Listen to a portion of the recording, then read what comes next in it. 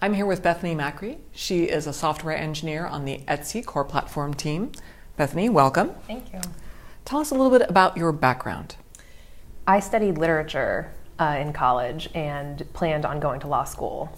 After college, I went to work in a law firm and even went so far as to study for the LSAT and take the LSAT. And as I was getting ready to apply to law school, I freaked out, for lack of a better phrase, and decided that I did not want to be a lawyer. I didn't want to argue with people all day. So I started making a list and really doing some soul searching about what I liked doing. And I noticed that on this list, they were all the most technical aspects of my job. The attorney that I was supporting was also a trustee of about 40 trusts, and I was doing all of the performance tracking with Excel of those trusts. And I realized that I really liked building those spreadsheets and making them talk to each other and building reports and exporting things. And I had never thought of myself as a technical person, but I thought, if I enjoy this so much, why not try something new? So I transitioned into tech and got a position as a product manager at a startup in San Francisco. And I thought that product management might be a good balance for hard and soft skills, but it just wasn't as close to the building aspect that I wanted it to be. So in February of 2012, I quit my product management job and started to code full-time, and the rest is history. What steps did you take to actually learn to code? My boyfriend at the time was a software engineer, and he was completely supportive of me learning how to code and installed Python on my computer.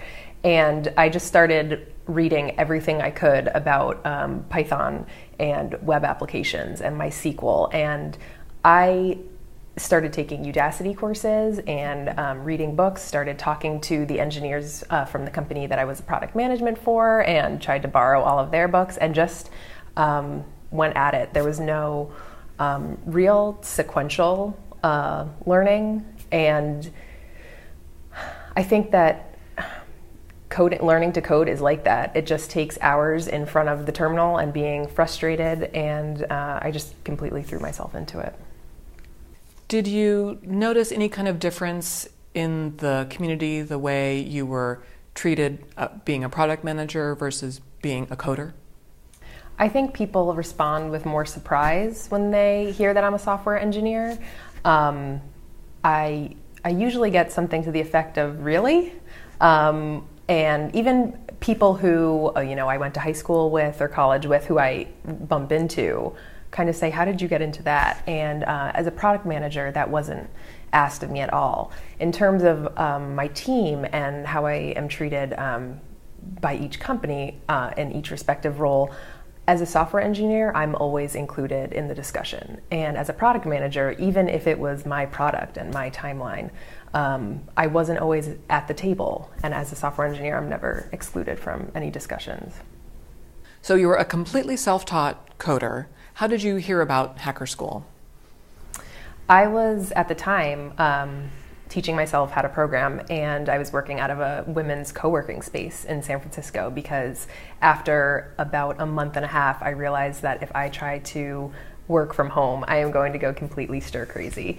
So I was taking a break at this co-working space, and I was on Hacker News, and I saw the press release, and I had never heard of Hacker School before, but of course I loved Etsy because I was a customer. And I think I read it 2 or 3 times and just almost started crying and just thought, this is the most fortuitous timing. I applied within about 20 minutes. I did not filter my answers to the Hacker School application at all. I just went, and the only thing that I checked over was the actual code that I submitted. They make you submit a small snippet of code, and that I did check and made sure it ran. And from there, I checked my email every morning, like a kid at Christmas, and just waited for a response. And when I finally got the first interview and then got the second interview, I remember closing my laptop after Skyping with David after the second interview, and I just kind of like squealed and called my mom and said, now I have to find an apartment for the summer.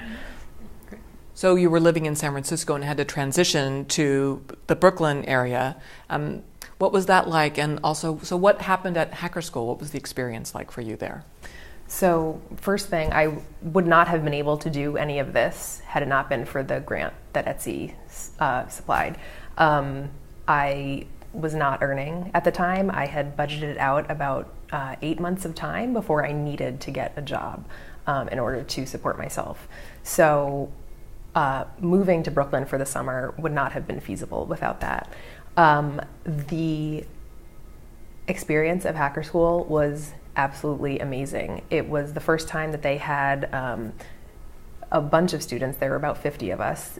We were almost 50% female.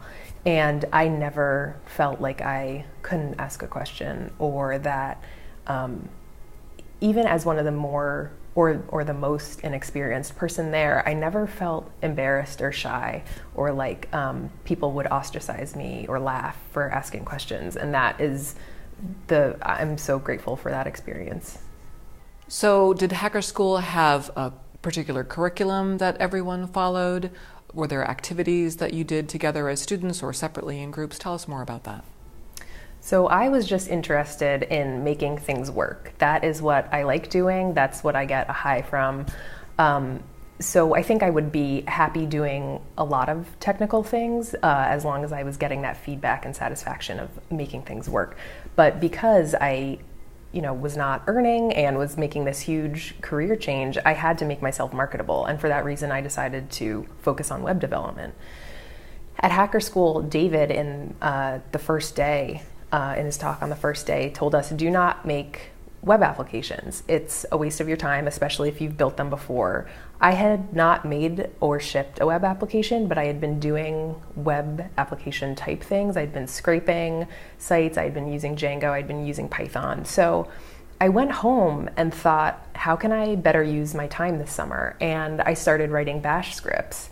And eventually, that became the thing that made Etsy interested in me. I met Mike Britton, who was then the director of infrastructure at a Hacker School, and Etsy, actually it was just a Hacker School career night. And he asked me, what do you like about software engineering? And I said, I love watching things scroll through in a terminal and just realizing I did that. And he laughed, and I was kind of taken aback because I felt like he was laughing at me, and he said, I just hear so few people say that. So it was actually the lack of curriculum at Hacker School and the fact that they did steer you away from doing things that you'd done before, but other than that, you were the master of your own course there. And had I been steered more towards conventional things and not tapped into my interest in back-end infrastructure, I might not have gotten the opportunity at Etsy that I did. So the Hacker School program sounds like a very self-directed kind of program. Is that, what type of personality do you think would best benefit by something like that? It sounds like it's not for everyone. I think the most important characteristic that a person needs to go through Hacker School is just burning curiosity. They very much encourage you to get a question and define it and go deep sea diving. I think that if you are incredibly inexperienced, as in have never coded before, one, you won't know if you like it, and so they really seek out people who know that they love programming. And I don't think that at that stage you'd be best served by Hacker School, because you would just spend a lot of time being frustrated. So I think a little bit of ramp up time is necessary. Another thing is not being embarrassed to ask questions, because there are people of all different experience levels, and you will only benefit from the more experienced engineers if you have no pride attached or ego attached to the questions that you have. So Etsy has talked a lot lately about how they've changed their hiring process recently. So tell us what it was like for you, and if you also interviewed with other companies, how was that different from the Etsy hiring process? One thing that really stuck out was that Etsy had been very explicit about how much they wanted female engineers to be working for them. That was incredibly important to me because they had provided me the opportunity to go to New York and learn how to code for the summer. But the thing that really stuck out to me was that they listened. Mark Hedlund and Mike Britton, when I was talking to them at the career night, really listened to what my interests were. And when I was brought into an interview, they had me meet Jason Wong and John Gula, who were the managers of the core platform and DevTools teams. Those two teams are doing exactly the kind of work that I had expressed to Mike and Mark that I wanted to do. And the fact that they had said, okay, we'll kind of work with you and we'll, find work that interests you was all that I needed. So do you have any advice for women or really anyone interested in making a career transition into tech? I would say if you are passionate about it and you think you can do it, do it. You do not have to be a genius to get into this field. You don't have to fake anything. You don't have to be nerdy. There are a lot of options for you if you want to be a developer or in operations or in IT or something like that. You don't have to fit one mold. So if you think that you have an interest in this, I would say just do it and commit to it and know that it's possible. So the Etsy process for hiring does sound like it's a bit unique. So do you have any thoughts about how other companies should change the way that they hire? I think if companies are looking to hire women, they should make that explicit, either formally in writing or to the candidate personally. I know that for some candidates, it means a lot to them to have a female on the interview panel. That's not something that I felt that I needed to feel comfortable. What I needed was that they listened to what I wanted to do and they made it clear that I could ask questions, and the fact that I was more inexperienced than the others on the team was not going to deter me or frustrate my teammates. So I think making it clear that this is an environment where you're encouraged to ask for help and you're encouraged to say, I don't know how to do this, is incredibly important. Well, Bethany, thank you very much, and here's to a great career in tech.